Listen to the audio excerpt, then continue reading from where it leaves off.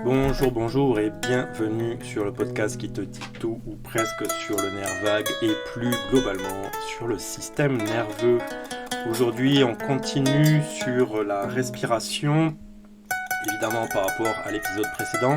Si tu ne l'as pas écouté, je t'invite fortement, vivement en tout cas, à aller prendre le temps de l'écouter pour que tu puisses comprendre pourquoi je continue de parler de respiration aujourd'hui.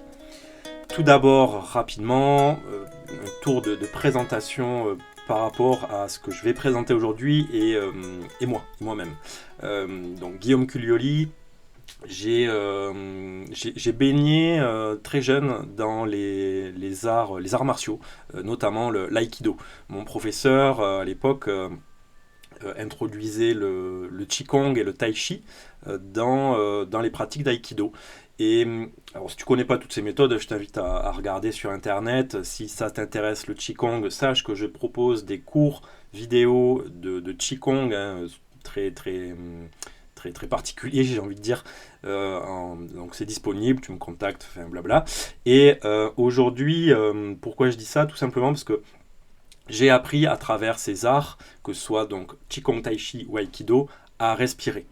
Et non plus à juste être en lien avec ma respiration, mais plutôt à utiliser la respiration pour moi-même.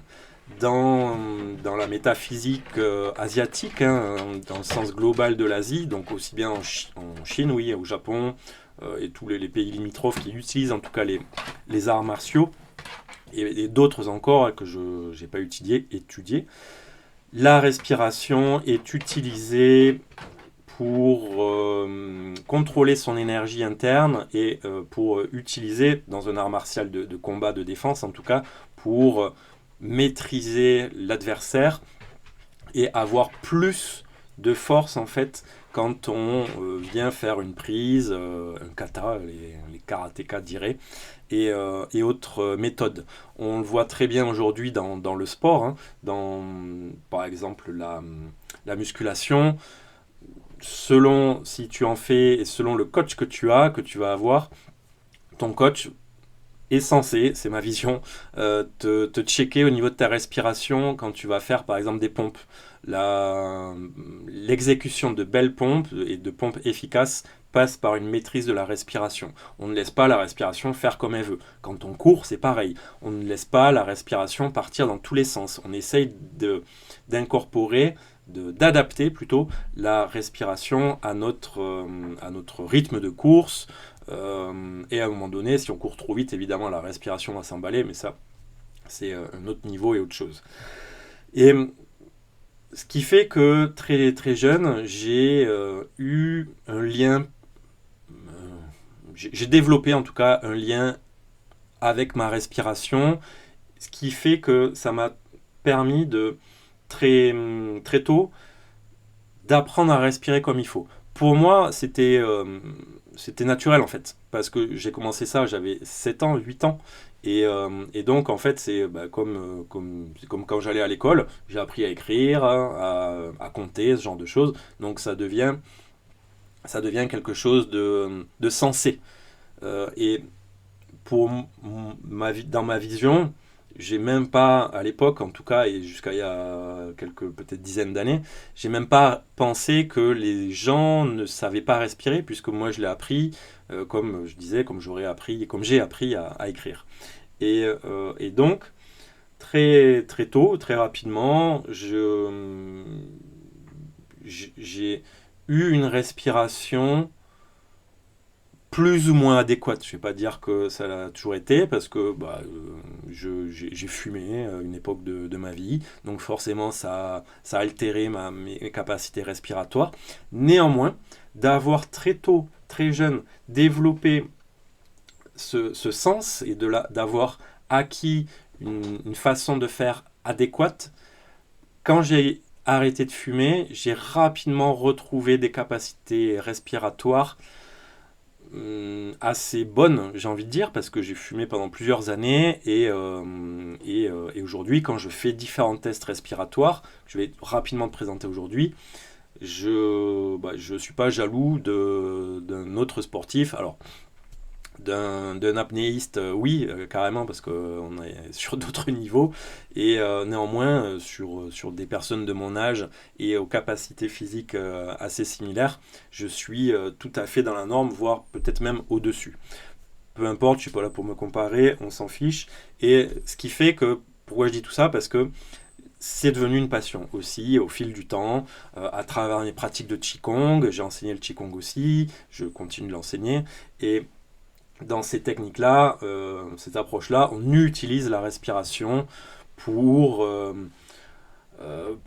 différents objectifs. Il y en a plein, je ne vais pas les énumérer ici, et notamment pour une optique de santé, de vitalité et d'entretien de la vitalité et de la santé.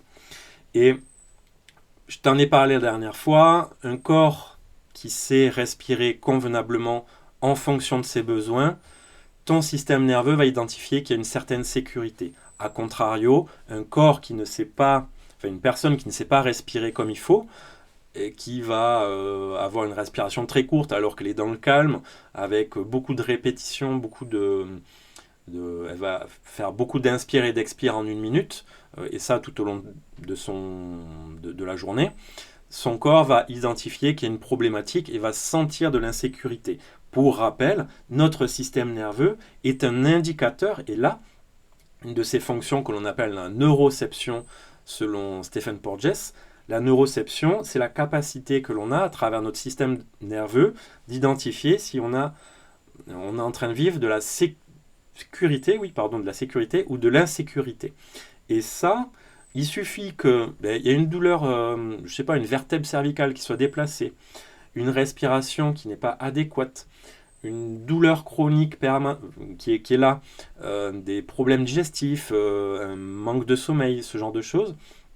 Tout ça sont des choses que notre système nerveux va identifier comme insécures. Parce que, comme je l'ai expliqué la fois dernière, et je t'invite vivement à l'écouter, je le redis quand même ici, tout ça sont des indicateurs que on est moins performant si on devait se défendre, si on devait attaquer pour se défendre, si on devait attaquer pour manger, par exemple aussi, même si aujourd'hui on vit plus ça, mais notre système est encore basé sur ces modes de fonctionnement-là, et pour lui, donc tout ça sont des signaux de faiblesse, on pourrait dire, parce que qui dit faiblesse dans un environnement hostile, eh bien, on peut vite devenir la proie d'un prédateur.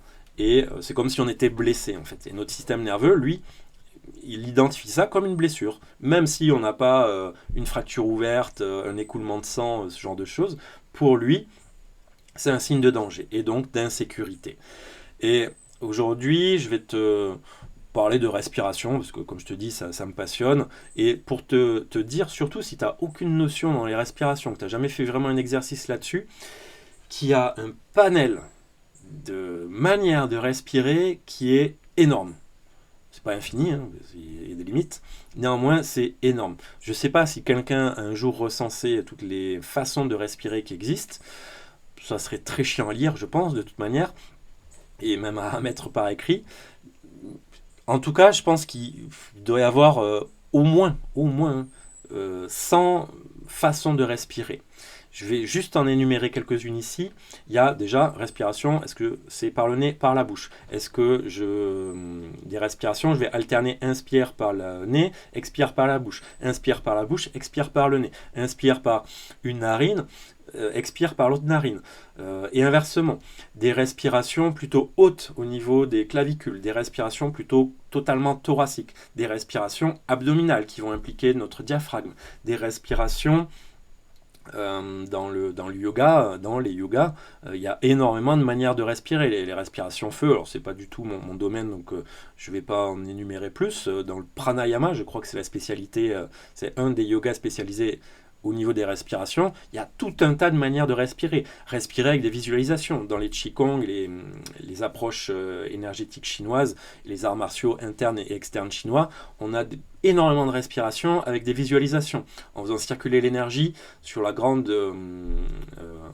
la grande orbite céleste, sur visualisation pour amener du feu dans une certaine partie de notre organisme, des visualisations pour déplacer l'énergie dans notre corps, des visualisations, tout en respirant, tout ça, faut pas oublier.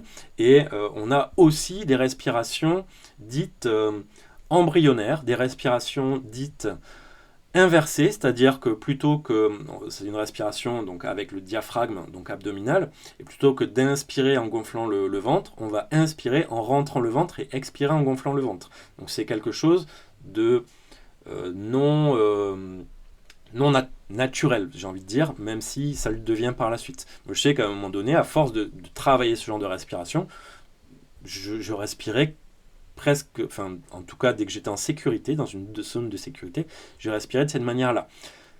Il y a une logique à tout ça à mettre en place, et il y a tout un tas, à travers les respirations, de méthodes, en tout cas de façons d'identifier comment on respire. Il y a par exemple un outil que l'on utilise. Alors, chez les médecins, par exemple, il y a un truc, je ne sais plus comment ça s'appelle, c'est une espèce de tube et qui va calculer la puissance de notre expire. Je ne vais pas rentrer là-dedans parce que ça aurait du domaine de la médecine, et en fait, ils sont très limités dans les calculs. Après, il y a évidemment les oxymètres qui vont calculer le taux d'oxygène à l'intérieur de notre sang. Donc ça, bon, c'est important quand même à avoir un bon taux d'oxygène pour bien alimenter tous nos organes et toutes les cellules du corps. Et oui, une notion que j'ai oublié d'aborder, que je voulais aborder, c'est surtout quand on n'a pas de notion de respiration, on pense que notre respiration s'arrête dans nos poumons. En tout cas, moi je l'ai longtemps pensé, et c'est un peu comme ça qu'on l'apprend en biologie, au collège, au lycée, selon les branches qu'on va apprendre. Si on fait de la scientifique, on va apprendre évidemment que ça va beaucoup plus loin. Et pour une grande partie de la population, en tout cas, on ne sait pas que ce sont nos cellules qui respirent. L'entièreté de nos cellules, qu'elles soient neuronales, au bout de nos doigts, dans un organe particulier, toutes nos cellules doivent et ont besoin de respirer. C'est littéralement, c'est-à-dire que à travers notre circulation sanguine, donc le sang qui sert entre autres à transporter l'oxygène et d'autres gaz, vient transporter cet oxygène dans toutes les cellules de notre corps. Il vient distribuer cet oxygène dans toutes les cellules du corps. Et les molécules d'oxygène passent la membrane cellulaire pour venir jusqu'au contact des organites et des mitochondries notamment pour se transformer en ce qu'on appelle de l'ATP et donc en énergie. Je ne vais pas aller plus loin dans les explications parce qu'après ça devient très complexe et ce n'est pas l'idée ici. De là va être produit un déchet, comme tout. Dans toute la vie que l'on connaît sur cette planète Terre et la manière matérialiste dont on a de voir les choses, une source d'énergie, quand elle est utilisée, vient dehors se transformer en énergie, et il y a une partie de déchet qui est produite. Et ce déchet-là, chez nous, dans la respiration, ça s'exprime par le CO2, donc le gaz carbonique. Et donc, ce gaz carbonique, quand on dit j'expire, je souffle du CO2, il vient bien de quelque part. Et il vient de la production de cette énergie à l'intérieur de nos mitochondries dans nos cellules, qui, donc, une partie est transformée en énergie et une partie est transformée en déchet. Et ce déchet est expulsé par la cellule à travers sa membrane cellulaire, renvoyé dans le circuit sanguin, qui le remonte jusque dans nos poumons et qui va être expulsé à travers notre souffle. Pour le chemin simplifié. Petit aparté sur la membrane cellulaire. Une membrane cellulaire est censée être à la fois imperméable à ce qui ne doit pas rentrer à l'intérieur et à la fois perméable pour permettre justement qui est ce qu'elle a besoin comme nourriture et comme source de nourriture tout simplement, de rentrer en elle pour qu'elle l'utilise et en même temps perméable pour expulser les déchets qu'elle va produire. Donc il y a, comme nous en fait, on a besoin de se nourrir. La cellule, c'est vraiment nous en tout petit. À l'intérieur de nos cellules, il y a comme des organes, ce qu'on appelle les organites. Et donc, cette nourriture qu'elle reçoit, notamment à travers l'air, hein, il y a plein d'autres choses qu'elle va utiliser pour se développer et continuer de sa vie, elle va expulser donc du CO2. Et cette membrane donc a besoin d'être flexible, perméable à certaines choses et imperméable à d'autres. Et cette perméabilité, en fait, ça peut devenir complètement imperméable, en fait, parce elle va se durcir, en fait, comme comment vous dire ça, comme une peau, en fait, comme si une peau, comme un cuir en fait, qui va perdre de sa souplesse et devenir de plus en plus rigide. Et en devenant de plus en plus rigide, il y a de moins en moins de choses qui vont pouvoir pénétrer à l'intérieur de la cellule ou en sortir. Et donc là, on va développer des problématiques de santé. Tout un tas, il y en a plein, hein, et ça c'est dû à tout un tas de choses, à la respiration aussi, mais à des modes de vie, à un manque d'hygiène de vie en tout cas, que j'aborderai lors d'autres épisodes. Sinon ça va être trop fouillu. Et ce que je voulais dire dans cette compréhension, c'est que donc, notre respiration ne s'arrête pas dans nos poumons. Nos poumons, la respiration, l'air vient jusque dans les sacs alvéolaires au plus profond. Il faut vraiment voir ça comme nos poumons comme des racines, comme des mycéliums en fait, qui partent dans tous les sens, de plus en plus fins. Au bout de ces espaces, il y a des poches, des sacs alvéolaires qui captent l'air et qui transmettent au réseau sanguin, faire tout le cheminement. Et donc nos cellules respirent. Donc on a aussi la capacité de s'imaginer respirer, non plus inspire, je gonfle les poumons, expire, mes poumons se rétractent, mais c'est inspire, c'est l'ensemble de mes milliards de cellules qui reçoivent de l'air, expire, c'est l'ensemble de mes milliards de cellules qui se contractent légèrement, on pourrait dire, pour expulser l'air. Et je t'invite vraiment à faire cet exercice, cette visualisation, de prendre le temps d'imaginer que c'est tout ton corps qui respire, de ta plante de pied jusqu'au sommet de ton crâne, et de changer un peu ta vision justement de ta manière de respirer. Que c'est pas juste les poumons, c'est vraiment l'entièreté du corps qui respire. Et tu vas pouvoir expérimenter ce que ça génère en toi de respirer, de te visualiser respirer de cette manière-là.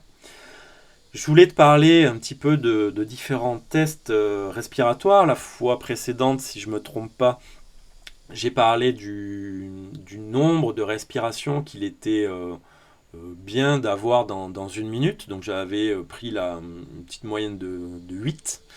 Certaines personnes vont respirer 7-6 fois en une minute, d'autres beaucoup plus. Le beaucoup plus, c'est pas bon, c'est signe qu'il y a une problématique. Et là, l'idée, ça va être de comprendre comment se déroule la respiration et est-ce que ton organisme fonctionne bien par rapport à ça. Je m'explique. Il y a, comment dire ça, on pense, moi le premier, hein, quand je dis on pense, je m'englobe à chaque fois, hein, et pendant longtemps, j'ai pensé que la respiration, c'était j'inspire parce que j'ai un manque d'oxygène. Il me semble qu'on me l'a toujours expliqué comme ça, et en tout cas je l'ai toujours compris de cette manière-là. Tu vas me dire, bah oui, c'est logique, on manque d'oxygène. En fait, c'est un peu plus... c'est un petit peu différent. C'est un peu autre chose. Il faut comprendre que pourquoi, à un moment donné, notre organisme impulse une inspire, c'est parce qu'il y a trop de CO2 à l'intérieur de notre corps. Et ça amène, pour les personnes qui s'intéressent à la physiologie, à la naturopathie et notamment à la respiration, ça va amener une compréhension un peu différente. Pour les néophytes, peut-être que ça ne va pas vous changer grand-chose dans votre vie, peu importe. Tu vas peut-être comprendre par la suite pourquoi je parle de ça. Et pourquoi ça serait bien que tu fasses le test que je vais te proposer par la suite. Là, quand on respire d'une manière, on va dire, autonome, sans chercher à créer une respiration particulière ni rien, tu t'es peut-être rendu compte que par moment, tu as besoin de faire des grandes inspires et des grands expires, comme ça. Et ça, c'est parce que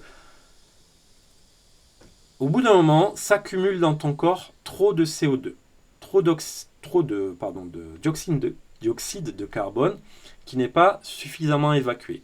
Et donc, on va mécaniquement, j'ai envie de dire, prendre une grande inspire et faire une grande expire. Ce qu'il y a, c'est que alors, je parle dans un monde idéal, optimal, tout ce qu'on veut, hein. On ne devrait pas avoir à respirer de cette manière-là. Normalement, notre respiration, si on est dans un rythme régulier, que ce soit là, je suis assis au repos, même si je parle, donc j'ai besoin d'un petit peu plus d'oxygène parce que j'ai une légère activité, ou même si j'étais en train de courir, mais dans ce qu'on appelle la fréquence 2 ou la zone 2 par exemple. Donc c'est une régularité aussi dans mon rythme de course. Je ne devrais pas avoir besoin de temps en temps de faire... Même si je suis en train de courir, j'ai un rythme respiratoire régulier tout le long de ma course tant que je ne change pas, tant que je ne fais pas varier mon rythme de course. Voilà, j'espère que ça c'est clair déjà. Et comme je disais, tu as pu te rendre compte que des fois tu as besoin de prendre une grande inspire et une grande expire. Et ça, c'est un marqueur déjà que la respiration n'est pas correcte, qu'il y a sûrement des temps d'apnée par moment, que l'inspire et l'expire ne sont pas équilibrés, et peut-être des problématiques internes aussi, autres, qui font que ça réagit comme ça. Néanmoins, il arrive que, bien souvent, on soit on se crée des zones d'anxiété, qu'on se crée des espèces d'inflammations chroniques plutôt bas grade. C'est pas des inflammations qui sont très flagrantes. Une inflammation bas grade, ça veut dire qu'il y a une inflammation dans notre corps qui existe, sauf qu'elle est comment expliquer ça? C'est un peu comme si c'était un feu souterrain. On sent que c'est chaud à l'intérieur, qu'il y a des choses qui vont pas, c'est peut-être des petits eczémas, des petites inflammations, des petits, comment on appelle ça, ça gratte dans certains endroits du corps. On sent que voilà, il y a des zones peut-être un peu plus desséchées que d'autres zones dans le corps. Et on sent qu'il y a un feu là caché à l'intérieur, comme un feu sous la terre, et c'est pas apparent. Ça s'exprime pas par des flammes, ce genre de choses. Donc, ce qu'on appelle une inflammation bas grade. C'est silencieux. Voilà. Mais il y a peut-être des petits symptômes qui commencent à apparaître. Au bout d'un moment, en tout cas, ils apparaissent. Et ça peut être dû justement à une incapacité à évacuer suffisamment de CO2. Et donc, on est toujours en train d'essayer un peu comme le Pac-Man, pour ceux qui ont connu ça, de choper un peu plus d'air. Et on va faire des inspires comme ça, et sans jamais vraiment aussi non plus expirer comme il faut. Et pour tester ça, il y a un exercice que je t'invite à faire. Je t'explique ça de suite. Que tu ressentes ça ou pas, ça va vraiment l'exercice, quand tu vas le tester, si tu n'es pas un pratiquant respiratoire régulier, tu vas voir que pour, je pense, 80% des personnes qui vont tester ça, vous êtes dans la norme très très basse. Vous verrez, peut-être que vous aurez envie de partager vos résultats. Comment ça se passe l'exercice, le test, c'est un test, hein.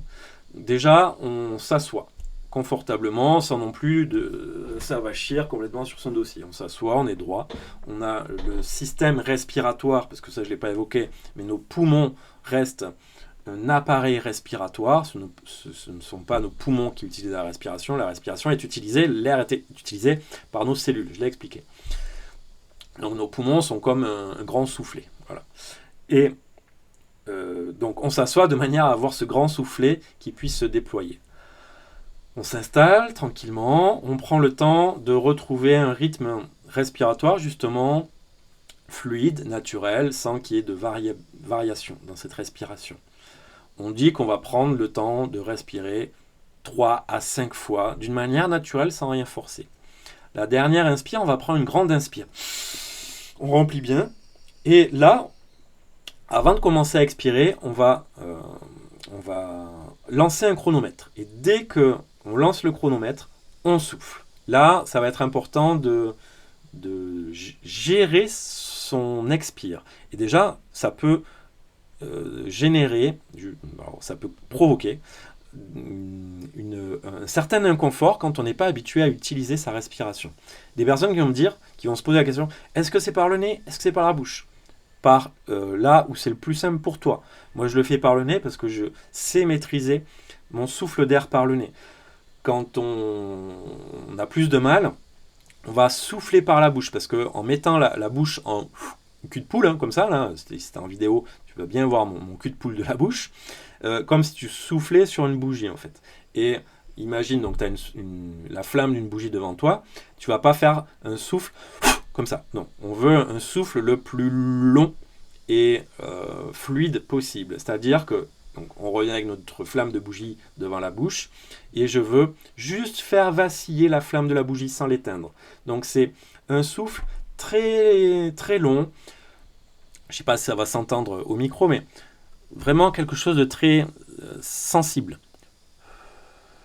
Et encore même, bon, ça ne va pas s'entendre, mais bon, peu importe. C'est quelque chose de très discret. Et tout le long de l'expire, on veut qu'il n'y ait pas de pause dans l'expiration. S'il y a une pause dans ton souffle, dans ton expire, tu fais stop sur le chronomètre. Si tu as besoin de déglutir, ça va forcément créer une pause dans ton expire, tu fais pause.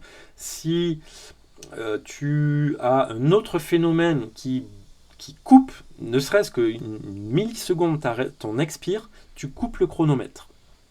Et alors tu pourras retester plus tard, parce que tu verras que ce genre de phénomènes vont petit à petit se dissiper. Néanmoins, même si c'est la première fois que tu fais ce test, et qu'au bout de 10 secondes, 15 secondes, 20 secondes, ou je ne sais combien de secondes, tu as besoin de déglutir, ou tu sens que ton souffle, hop, et ça s'est arrêté, hop, pause. Et là, tu vas me donner ton temps si tu en as envie, et en tout cas, moi je vais te donner des grandes mesures, comme ça. Alors déjà, si tu es 20 secondes, si tu es sous les 20 secondes, c'est qu'il y a un grand problème de respiration. Je t'invite vraiment, tu peux le refaire le test, alors pas dans l'instant, refais-le quelques heures plus tard ou le lendemain. Vraiment, si tu es sous les 20 secondes d'expire, je t'invite vraiment à consulter un spécialiste. Je ne veux pas t'inquiéter là-dessus, c'est juste que il y a certainement une problématique respiratoire qui est là. Peut-être que tu en as déjà conscience, et peut-être que tu fais de l'emphysème, ce genre, tu as des problématiques de poumons, que tu as peut-être un poumon en moins, que tu as eu une ablation. Donc après voilà, ça va dépendre de chacun.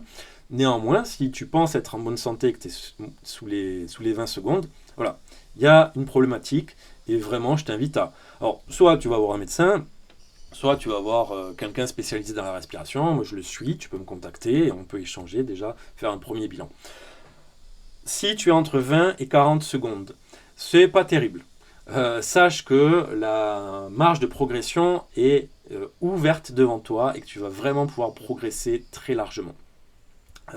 Si tu es entre les 40 secondes et les 60 secondes, c'est déjà bien. C'est que sûrement déjà tu fais du sport, que tu as une capacité, que tes poumons sont activés régulièrement à travers le sport ou peut-être à travers une pratique de respiration particulière.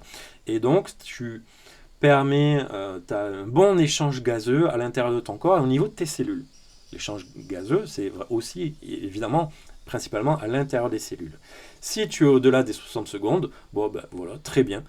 Ça peut progresser encore, tu peux aller au-delà des 90 secondes, au-delà des 100 secondes. grands spécialistes pourraient même aller au-delà, je pense. Néanmoins, au-delà des 60 secondes, on peut encore progresser. Néanmoins, c'est un grand signe de vitalité au niveau cellulaire. Ça ne veut pas dire qu'il n'y a pas de problématique, hein. Je n'ai pas dit ça, hein.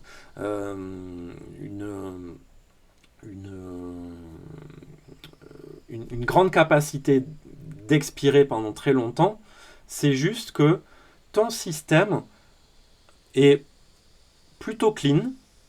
Néanmoins, il peut y avoir quand même aussi d'autres soucis. Voilà. Tu as une capacité, j'ai envie de te dire, tu as une vitalité qui est là. Voilà. Et cette vitalité, plus tu vas l'entretenir, plus tu vas faire en sorte de lui donner les éléments nécessaires pour qu'elle se déploie, plus ce sera facile. Si tu es entre 40 et 60 secondes, ça ne veut pas dire que tu es malade non plus, c'est juste que voilà, tu as une capacité qui est là, elle est endormie, tu ne savais pas que ça pouvait se déployer, tu n'en avais peut-être jamais entendu parler, et ça va te permettre, à travers des exercices, hein, donc voilà, c'est pas le but du podcast de te donner tout un tas d'exercices là-dessus. Néanmoins, encore une fois, tu peux revenir vers moi pour que, si ça t'intéresse à déployer ça.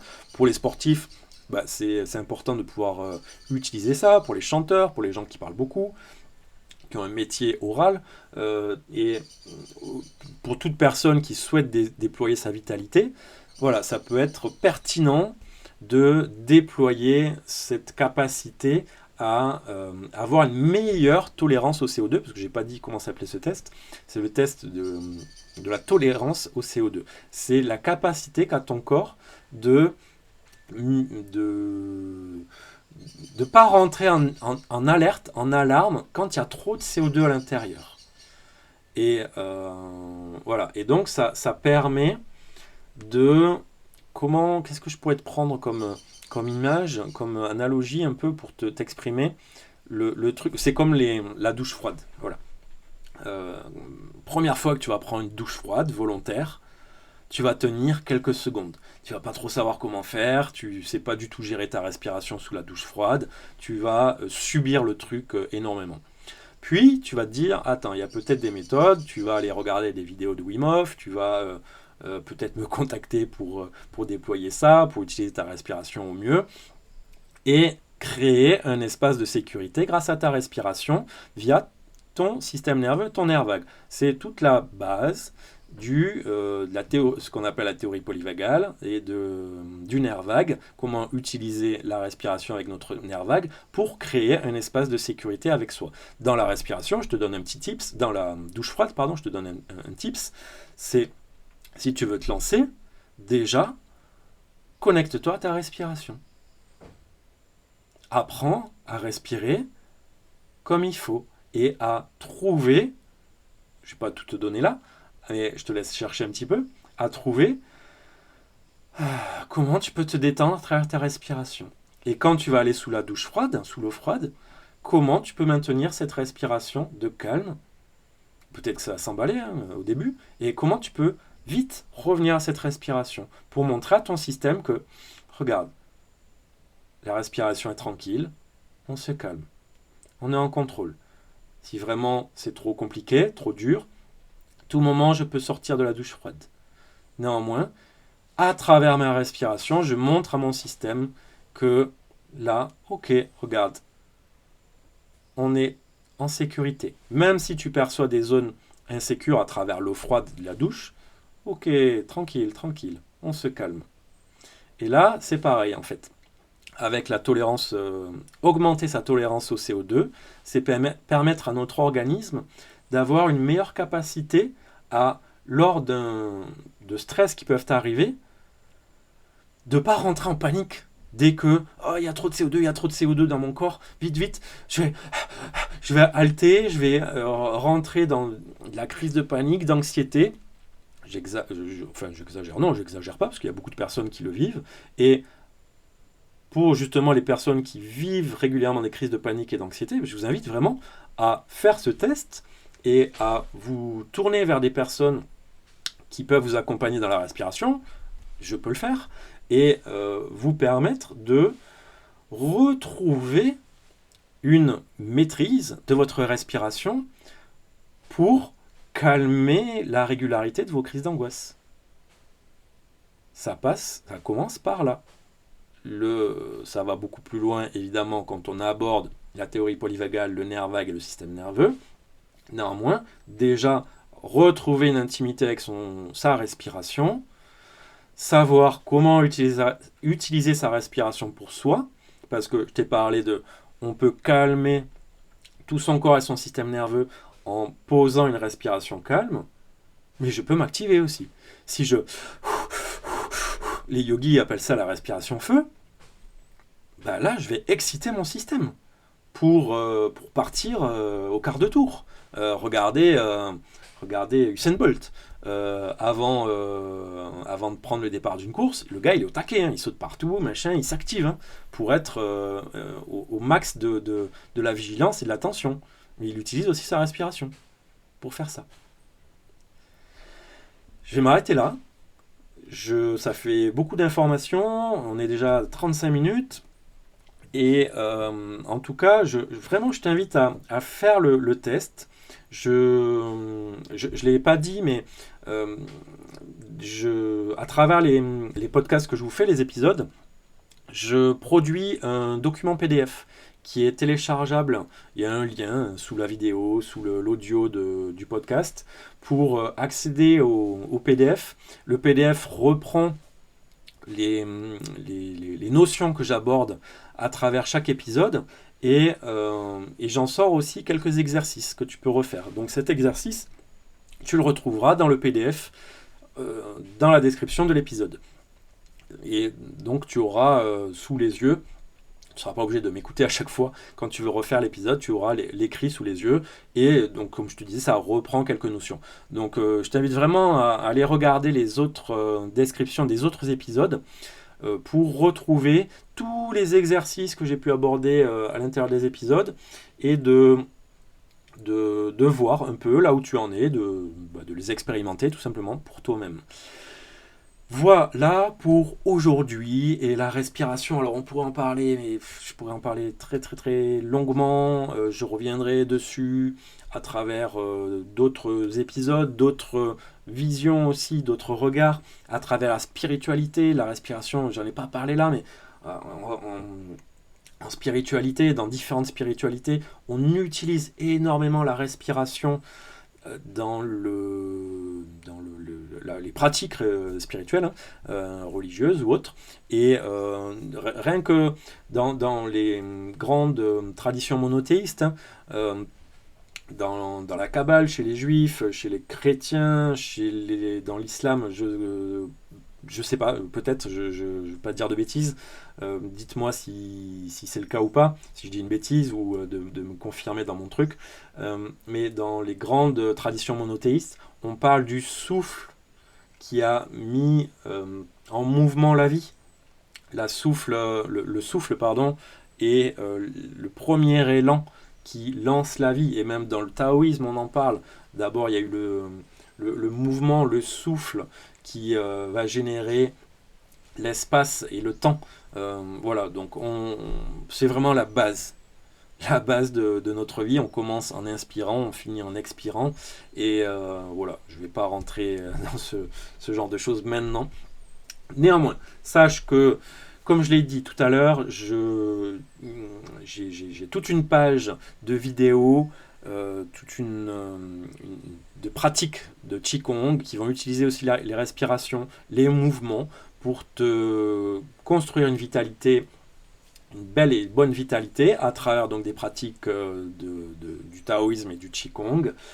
Il y a toujours les possibilités de me contacter pour un échange de 20-30 minutes, c'est gratuit, je le redis, vraiment profitez-en, c'est gratuit, on fait un premier bilan, si ça te convient ce que je propose, eh bien on va plus loin, et tout ça pour les personnes qui ont des problèmes de respiration, des problèmes de se lancer dans leur vie, de vivre leurs objectifs, on va aller voir qu'est-ce qui bloque tout ça, comment à travers ton corps, à travers des compréhensions de ce qui se passe à l'intérieur de ton corps via ton système nerveux, on va pouvoir recréer la sécurité dans ces zones qui t'insécurisent et ainsi te déployer toujours un peu plus.